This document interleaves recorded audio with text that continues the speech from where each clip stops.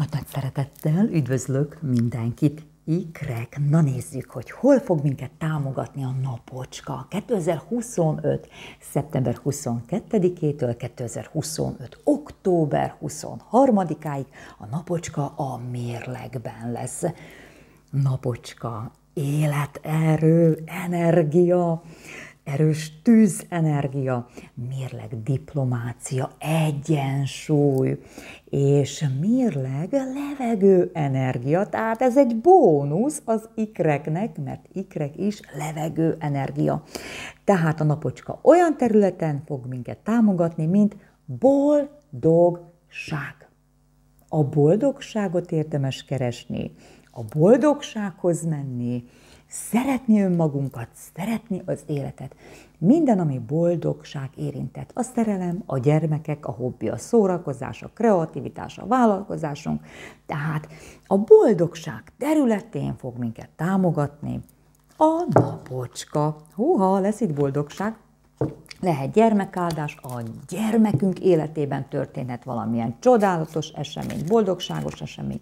Lehet itt új szerelem, lehet a párkapcsolatunkban, a jelenlegi párkapcsolatunkban valamilyen boldogságos időszak, valamilyen boldogságos fordulat, lehet itt a lottónyeremény is. Érdemes részt venni versenyeken. A napocska nagyon fog minket támogatni. Érdemes belevágni a vállalkozásunkba, érdemes kreativitással foglalkozni. Na nézzük csak, az uralkodó, ez erős tűzenergia. Én vagyok az uralkodó, vagy az uralkodónő. A kezembe veszem a boldogságomat. Senki és semmi nem fogja elvenni a boldogságomat. Egy ilyen uralkodó fontos szerepet játszhat az életünkben, elsősorban kos, de lehet még akár oroszlán vagy nyilas, lehet a párunk. Akkor itt fokozódni fog a boldogság, a szenvedély, tehát tűzenergia, szenvedély.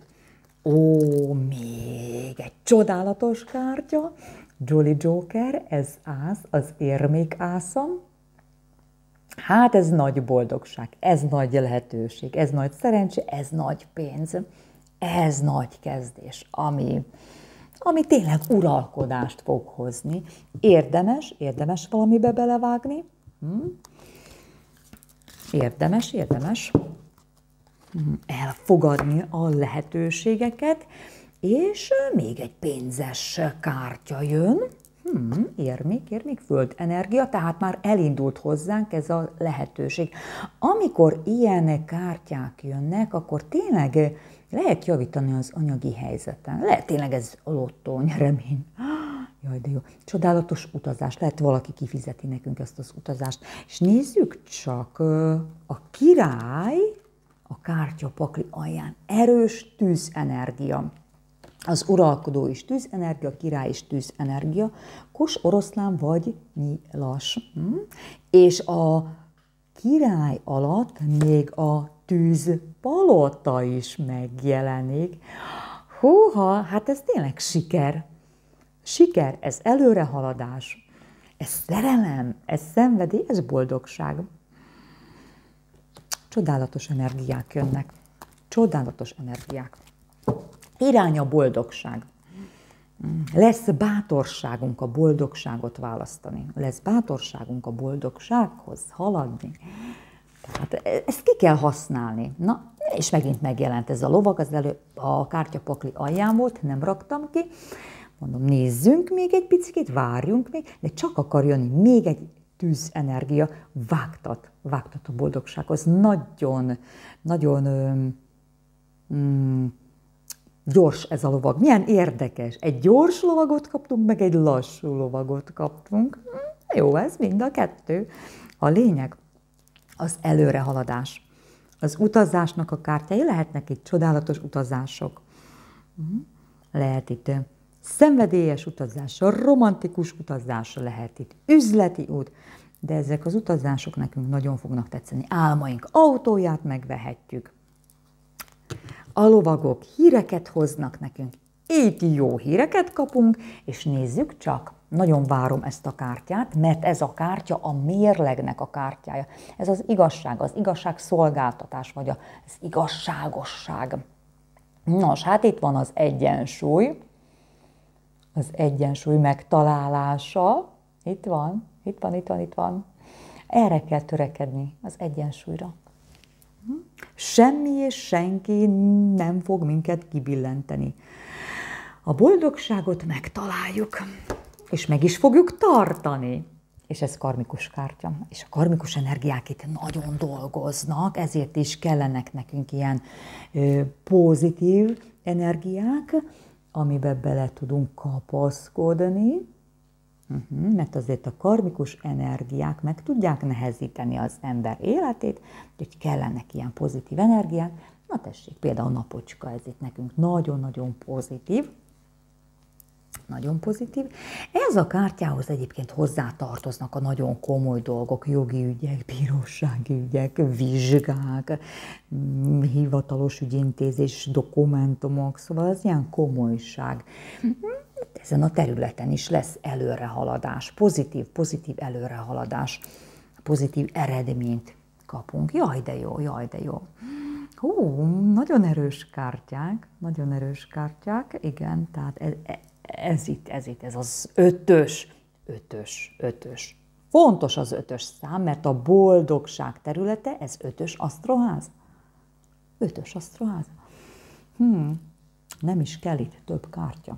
Boldogság lesz. Na nézzük csak ezt a kártyapaklit. 9-es kardok.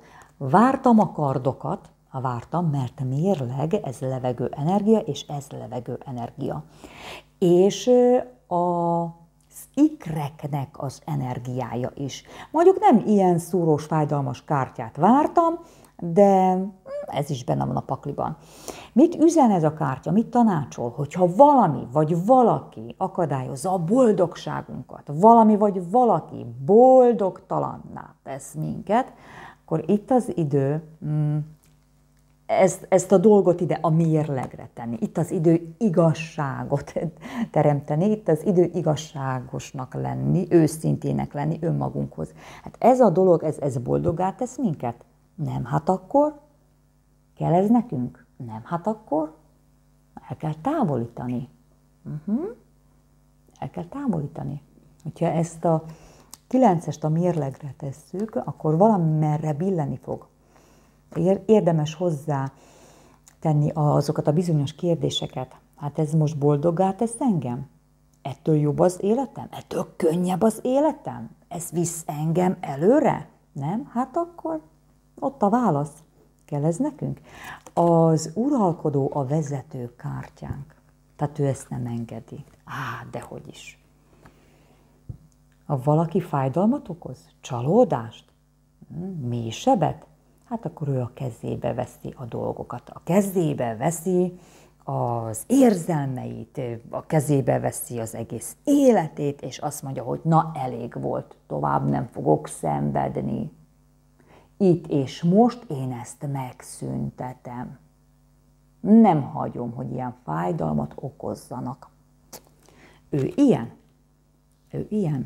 5-ös asztroház érintett, mondjuk ez a szerelmi háromszögnek is a területen, tehát hogyha ott kiderül, hogy tényleg ilyen szerelmi háromszög van, akkor az uralkodó határozottan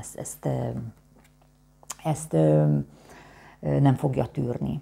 Az uralkodó amúgy is nagyon komoly személy,